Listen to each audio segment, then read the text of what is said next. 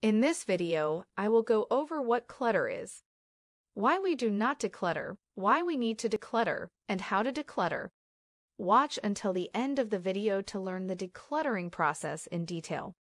How much time do you spend each day cleaning your house? If you don't have enough time, you should consider hiring someone to clean your home. Why? Because the average American spends over 40 hours per week working at their job.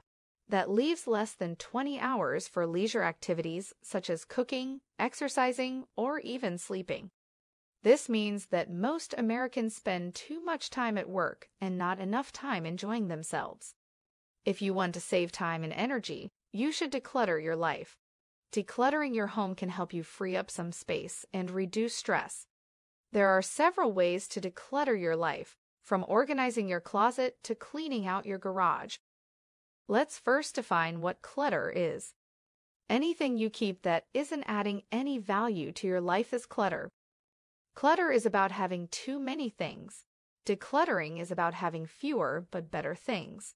You may be surprised by how much stuff you actually own. In a study conducted by the University of Michigan, it was found that people who owned more items had higher levels of depression and anxiety. It's essential to get rid of things that aren't useful to you. Now, let's define the word declutter. To declutter is to get rid of unwanted items from your home. It's similar to the verb unclutter, except that unclutter refers to getting rid of clutter rather than unwanted items. So, declutter means to get rid of unnecessary items, while uncluttering means to get rid of unnecessary items. What is the impact of clutter on your lives? Clutter can often be an energy drain or a massive waste of time searching through piles of stuff. We found that nearly half, or 48% of people agree that having too much stuff makes them feel stressed. According to a survey, roughly half of 42.5% of people say they get embarrassed by their own messiness. When excessive amounts of stuff accumulate for an extended period, some people experience severe emotional distress, including depression and suicide. Other health issues include exposure to toxic substances like molds and respiratory infections due to poor air quality. A cluttered house may be dangerous because of potential fire hazards too.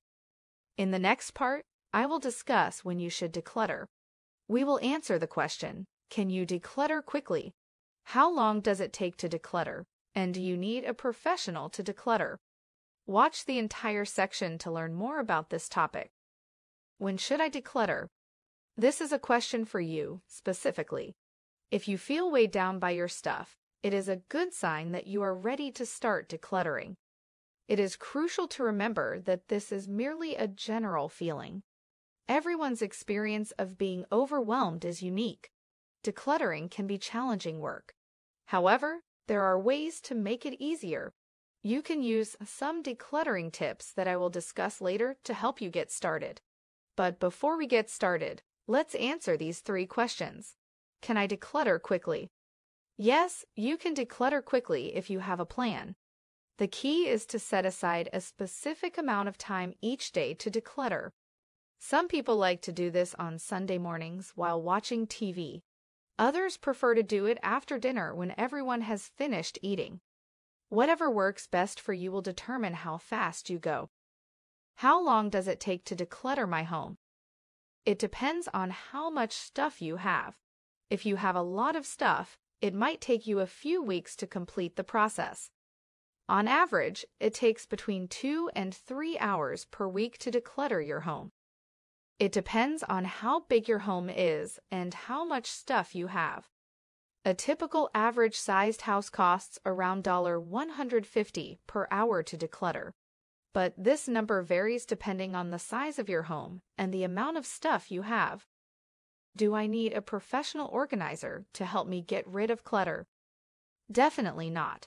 You don't need any help from others to get rid of the clutter in your home. You don't need an excuse for doing something fun together. Use the decluttering tips that I will be providing towards the end of this video to help keep things organized at home on your own. Hiring someone else to declutter your home is not necessary.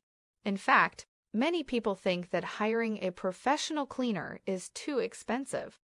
However, there are many ways to declutter your home at little or no cost. You just need to be willing to put some work into it. In the next part, I will be discussing the decluttering process, but before diving deeper, I will tell you the reasons why we clutter our stuff anyways. There are several reasons why we tend to accumulate so much junk in our lives. Here are some common ones. 1. We feel overwhelmed. Sometimes we feel overwhelmed because we don't know where to begin with our decluttering efforts. 2. We don't have enough storage space for all of our stuff. Many people end up storing their stuff in places such as attics, basements, garages, closets, etc. Unfortunately, these places aren't always ideal for keeping your stuff. 3. We have too many items. Some people collect things because they think they might find something useful someday. Others collect things simply because they love owning certain types of items. In either case, having too many items can cause clutter. 4. We don't have the right tools. It's important to have the right tools when you're trying to declutter. For example, if you plan to use boxes or bins to store your stuff, you should buy boxes or bins. Now, let's review what happens during the decluttering process. There are 4 steps involved in the decluttering process: sorting, organizing, getting rid of, and cleaning up. 1. Sorting. This step involves deciding what to keep and what to throw away. 2. Organizing. This step involves putting everything into its proper place. 3. Getting rid of. This step involves taking out all the items you no longer want or need. Question: is it possible to declutter without getting rid of anything? Yes, but only temporarily. Decluttering doesn't mean throwing things away permanently. Instead, it means getting rid of things so that you can free up space. If you decide to keep something, then you'll need to find a way to store it properly. 4. Cleaning up. This step involves making sure that your home looks neat and clean. When should I declutter? How often should I declutter? The best time to declutter is when you feel overwhelmed by your stuff. That's why it is vital to create a decluttering schedule. For example, you could choose to declutter once every 2 weeks, or you could choose to do it more frequently, such as once a month. The frequency with which you declutter will depend on your needs and preferences. You can also declutter whenever you feel like it. Just remember that you should always follow through on your plans. Otherwise, you may end up with piles of stuff instead of a tidy house. Will owning less make my home look empty or boring? No. Your home will still look beautiful even if you own fewer possessions. In fact, having less stuff makes your home look bigger because there's more room to fill. And don't worry about your kids' rooms. They won't notice any difference. Now, here's the exciting part of decluttering. Follow these steps to declutter your home the right way. 1. Start small. Don't try to declutter everything in one day. Instead, take baby steps. Decide what areas you'd like to tackle first. Then, focus on those areas until you finish. 2. Keep it simple. Make sure that you don't overcomplicate the process. Stick to one type of item at a time. For example, declutter your kitchen first, then move on to your living room. 3. Use a checklist. Create a list of all the things you need to declutter. This will help you stay focused throughout the process. 4. Be realistic. If you decide to sell your home, you'll probably have to pay taxes on the value of your belongings. So don't expect to get rich from selling your stuff. 5. Declutter using categories. Once you know where everything goes, it will be easier to keep track of it. 6. Do it yourself. You can save money by doing most of the decluttering yourself. For example, you can use boxes and bins to store your items. 7. Get creative. There are lots of fun ways to declutter your space. For example, you could create an art gallery out of your garage, or you could turn your attic into a playroom. 8. Have fun. Remember that decluttering doesn't have to be stressful. Just remember to enjoy yourself as you go through the process. Now that you know how to declutter, in the last part of this video, I will discuss the daily things that we use that clutter our space and how to declutter non-essential items. You may not realize it, but we use plenty of things every day that can become clutter. Here are some examples. 1. Your computer. Computers are great inventions. However, they also make us prone to collecting junk. For example, you may find yourself buying more memory cards than you really need, and you may even start saving old floppy disks. 2. Cell phones.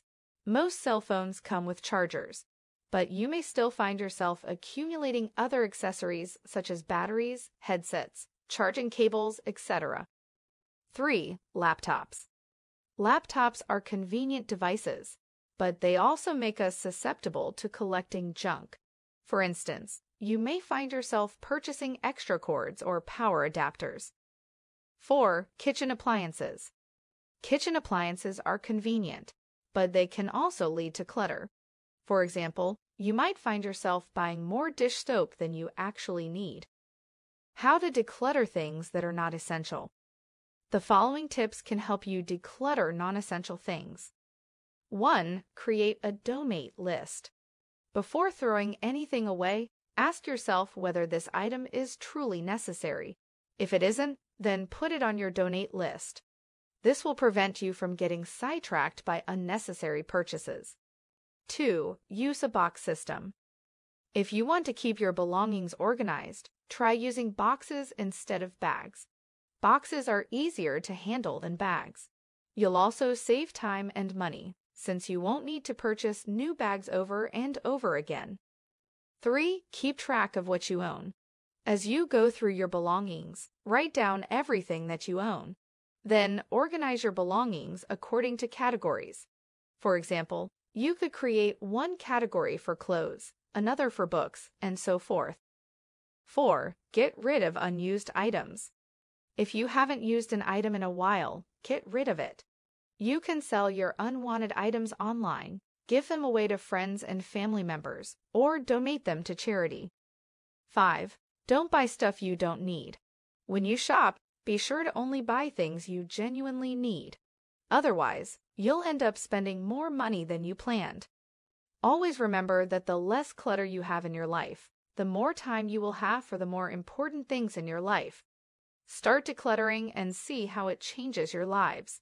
Please like, comment, and share this video. Thank you.